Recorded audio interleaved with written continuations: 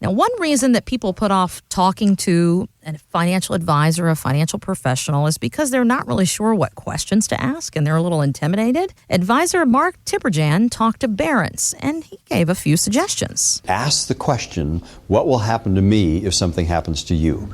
So we need to be thinking about whether or not the advisor is working within a team.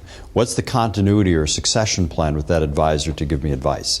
If you're trying to make a connection with a trusted individual, what are the elements that are important to you? So one of the things for clients to be considering is whether they are working with a professional seller, a broker, or a professional buyer, an advisor. And that's a good filter to be thinking about what kind of relationship you want to have.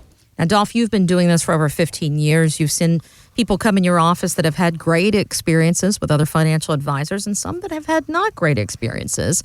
What would you add to what he said? Or is what he said pretty on point? He said pretty good, but you have to have somebody like, okay, are you going to work with someone who's going to be there that are looking at all different avenues, or are they just looking to sell you something? And then are they going to stay and look at their track history and say, okay, how many companies have you worked with over the last 10 years? You could ask somebody. How do you stay in contact with your clients is a good thing. Because, I mean, one of the biggest complaints I hear from clients that come in and talking about their advisors is like one guy came in last week and said, of course, I can't mention the company. He's like, I've been with this company now, this broker house for like 4 years now. And I think I've gone through like 11 advisors. I never know who's going to call me next. And every time I call there, I'm talking to someone different. They don't have that personal touch.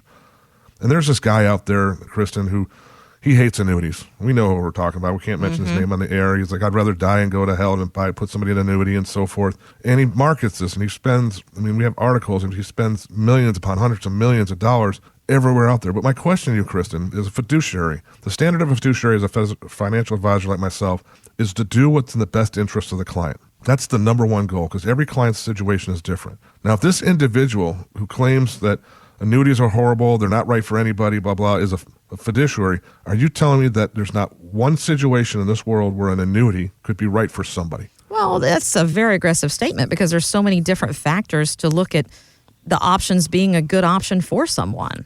Right, an annuity is not right for everybody. I'm granted that. But, I mean, everybody has an annuity if you think about it, though. Social Security is basically an annuity. You paid money into Social Security, and now they're going to pay you back out for the rest of your life. That's how an annuity works as well. An income annuity, works. Now, that's not right for everybody. So basically, this individual is saying that, well, Social Security is not right for your retirement plan either. But when you're looking at your retirement plan, you want to look at your advisor. Are they looking for these 4 simple things? Okay. Are they creating me to have liquidity, where I can have money to spend? Are they creating me to have growth within my portfolio? Are they proposing to me an income plan that I can use for myself and my legacy down the road? And are they going to help me with taxes? Are they going to show me different ways? And I'm not a CPA, but are they going to show you ways that what you take out and where you take it out from, whether it's like a Roth IRA versus a traditional IRA, is going to be tax implications. That's what an advisor is supposed to do. And every client who sits down, he should be showing them those 4 different things. And if your advisor is not doing that and staying in touch with you, then they're not doing what's in the best interest of you, in my opinion. Now, of course, this is my opinion. But if you look at yourself in the mirror and you're talking to your wife and you're saying, well, what has John, our advisor, done for us lately? I mean, has he gone over all this stuff for us? Do we really know what we have with John? And if the answer is no, which most of the time it will be, that's where you want to say, hey, maybe a second opinion would help. I mean, I just had knee surgery, and I'm going to have knee surgery again, but I had a second MRI done to make sure it wasn't wrong this time. And the second MRI came back different than the first MRI. The 2 doctors converged and say, oh, wait, okay, I see what the tear is now, and boom.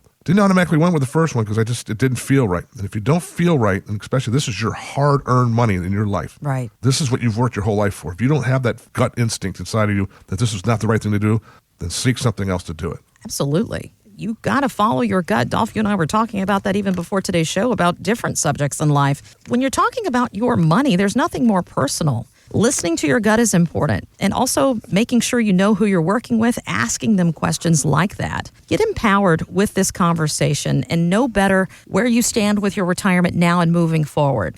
And connect to it, clearincomeforlife.com.